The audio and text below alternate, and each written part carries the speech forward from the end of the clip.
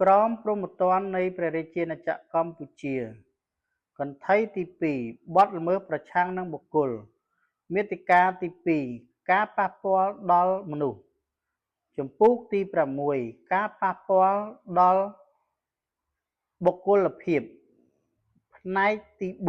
4ការប៉ះពាល់ដល់អាថ៌កំបាំងខាងវិជ្ជាជីវៈមាត្រា314បទប៉ះពាល់ដល់អាថ៌កំបាំងខាងវិជ្ជាជីវៈបុគ្គលដែលកាន់កាប់ព័ត៌មានដែលមានលក្ខណៈអាថ៌កំបាំងដោយមូលហេតុនៃស្ថានភាពមុខរបរមុខងារឬបេសកកម្មរបស់ខ្លួនត្រូវផ្តន្ទាទោសដាក់ពន្ធនាគារពី1ខែទៅ1ឆ្នាំនិងពិន័យជាប្រាក់ពី100,000រៀលទៅ2លានរៀលប្រសិនបើបុគ្គលនោះបង្ហាញព័ត៌មាននេះដល់បុគ្គលដែលគ្មានសមត្ថកិច្ចដើម្បីដឹងពីព័ត៌មាននេះមិនមែនជាបទល្មើសទេក្នុងករណីដែលច្បាប់អនុញ្ញាតឬតម្រូវឲ្យបង្ហាញអាថ៌កំបាំងមាត្រា315បដិបញ្ញត្តិនិងមាត្រា314មិនត្រូវបានចាត់ទុកថាជាបទល្មើសតាមមាត្រា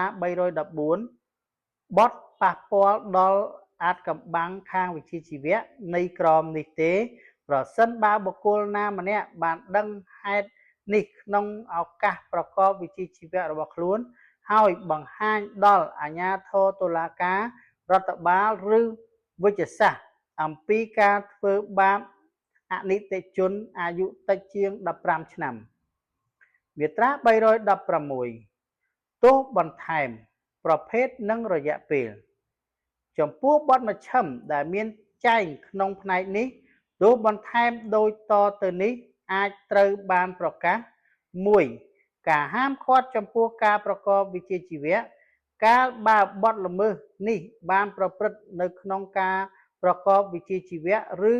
នៅក្នុងឱកាសនៃការប្រកបវិជ្ជាជីវៈនេះជាស្ថាពរឬសម្រាប់រយៈពេល5ឆ្នាំយ៉ាងច្រើន2ការបិទផ្សាយសេចក្តីសម្រេចផ្តន្ទាទោសសម្រាប់រយៈពេល2ខែយ៉ាងច្រើន3ការផ្សាយសេចក្តីសម្រេចផ្តន្ទាទោសនៅក្នុងសារព័ត៌មាន4ការផ្សាយសេចក្តីសម្រេចផ្តន្ទាទោស